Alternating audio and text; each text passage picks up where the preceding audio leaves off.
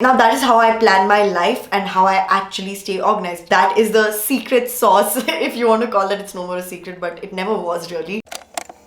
So alive, and tonight I'm thinking I don't wanna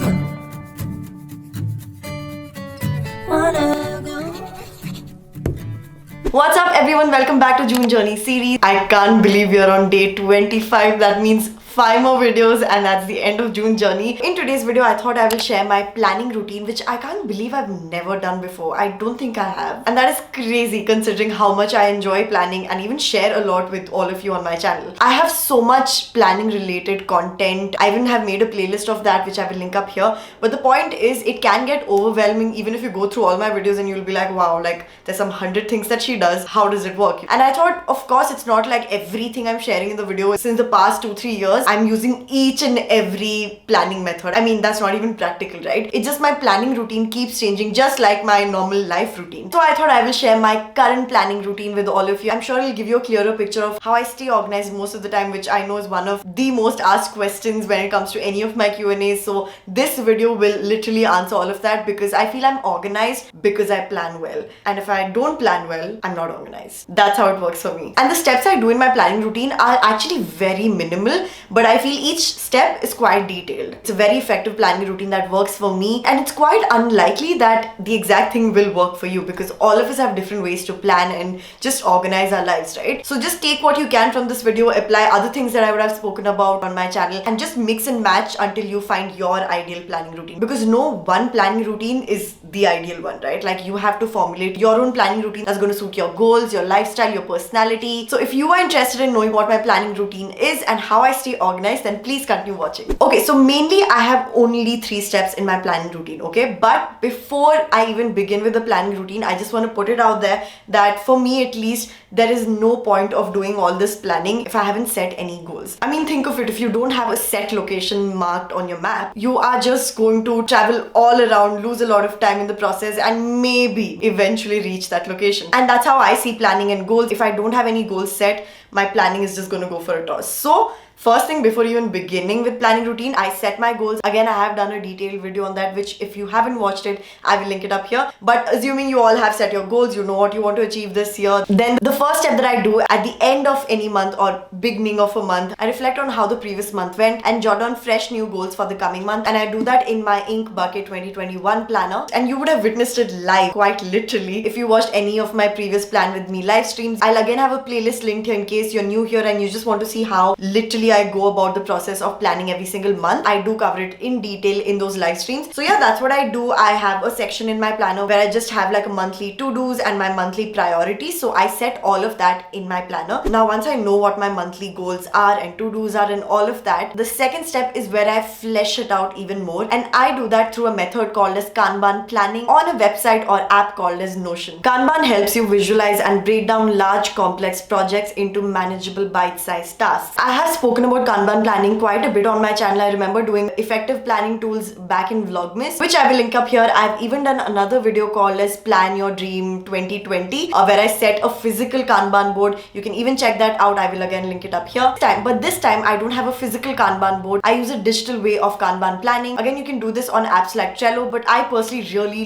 love using Notion for it. How I personally go about it is actually inspired from a YouTube channel called as Heart Breathings. I will link their Kanban playlist in the description box, so make sure you check it out, because that's literally the exact way I follow, except I've made it digital and I do it on Notion. I will do a small tutorial towards the end of the video. I don't want to put it in between here because I know not everyone's into that sort of crazy nerdy planning or even do it digitally on Notion. But in case you are, because I know there are a lot of you interested, I will share it with you towards the end of the video, so make sure you do stay tuned for that. But in case you just simply want to know how Kanban planning works, what I do, which I again spoke about in the goal setting video, is that from yearly goals, I reverse engineer it to quarterly goals, and that's exactly what Kanban is about. It's about setting quarterly goals and quarterly tasks. I pick 3 main goals. Each of the 3 main goals will have their own quarterly goals. Now, these are not the things that you actually put on your Kanban board. Kanban board consists of tasks. Like I mentioned, you have 4 quarterly goals under each main goal, right? Now, under each quarterly goal, you are going to have lots and lots of tasks. That is what you're going to put on your Kanban board, whether that's digital or physical board. What you're doing every single day is always aligned with your monthly goals, which is always aligned with your quarterly goals, which is always aligned with your yearly goals. I find it a very, very smooth process and extremely practical. It is very task driven, pushes you to take action, and that's the best part about this particular planning method. Oof, that was heavy. But don't worry guys, the third and the final step to my planning routine is very simple. Planning my day on a sticky note. Basically just to-do list, and how I get these to-do lists from my Kanban board on Notion. So I can see that next week I have all these things to do.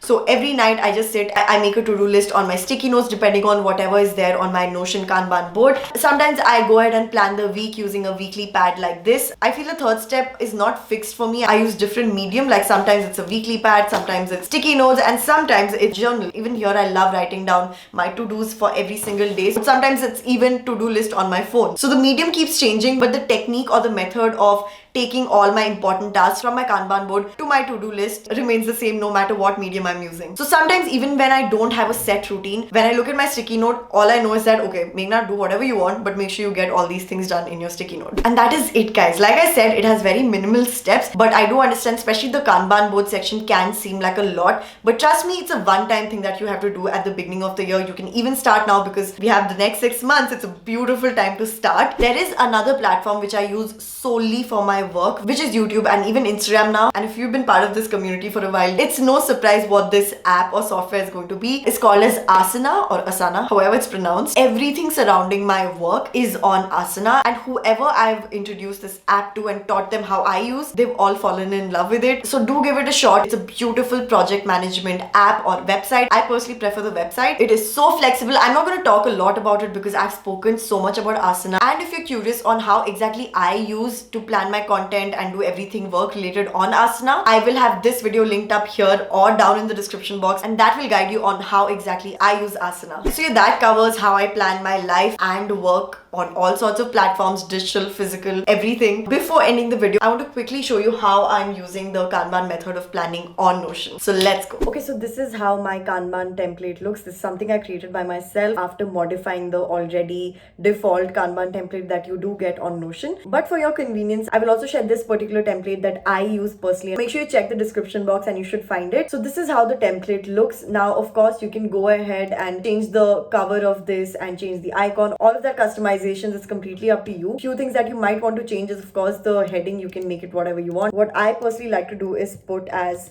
Q3, since we are starting Q3, and I just write July. Do bear in mind that this is just a monthly Kanban board. Normally it's quarterly, but you will understand in a while why I prefer to tackle monthly Kanban boards as opposed to quarterly Kanban boards, which is the norm. That's how people normally use Kanban. This is only for 1 month, so whichever month you're in, you can just change that. Here you can write the third quarter, so that's July to September. So that is ready. Now these 3 things are the default goals that you will find on your template. This you need to be changing, I'm pretty sure. Now one thing you'll notice is that the goals are not really measurable, but underneath that you can see these color coded tags, right? So I will show you what you can do with it. Let's say your goal is to create valuable and creative YouTube content. Now when you click here, 10k subs, you can go here and then you can change it to whatever you want. So maybe it's 1k or maybe it's 50k, whatever it is. Now remember, this is only for this current month, okay? It's not for the next 3 months. It's just for the month of July. So of course, make sure that it is practical and doable for you. You can again change the color to whatever you'd like. And same with this, let's say you want to grow on Instagram. Again,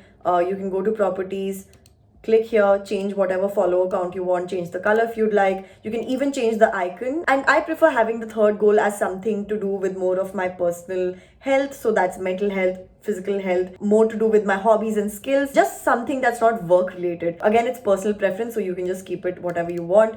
This is not measurable by any means. This on the other hand is measurable. Again, it's just some random number I put. Maybe it's not this, maybe you just simply want to get stronger, so it could just be to be able to do 10 pull-ups. That is a crazy goal. This is how I put the top 3 goals that I will be focusing for the coming month. As you can see, it's already color coded according to these colors here. So the purple here is correspondent to the first goal, which is 10k subs. The pink one is Instagram and the blue one is the fitness goal here. I have other 4 columns, which is this week, today, completed and not done. Now this is one column that does not usually exist on any Kanban board, but like I said, I have tweaked it a bit for my convenience. What you need to be putting in these columns are all tasks. For example, this is the first column and it's purple, meaning it's the 10k subs wala goal. So I'm going to hit on new and put let's say first thing I do for a video is script, right? So I'm just gonna put script video 1. I went ahead and created these things here. Now you can go to individual task, and in property you want to put as 10k subs. It might seem a little tiring, but honestly you can put on some music, have fun while doing this. That's what I do. I love doing the entire Kanban process. I like to rearrange the order here because after scripting video 1,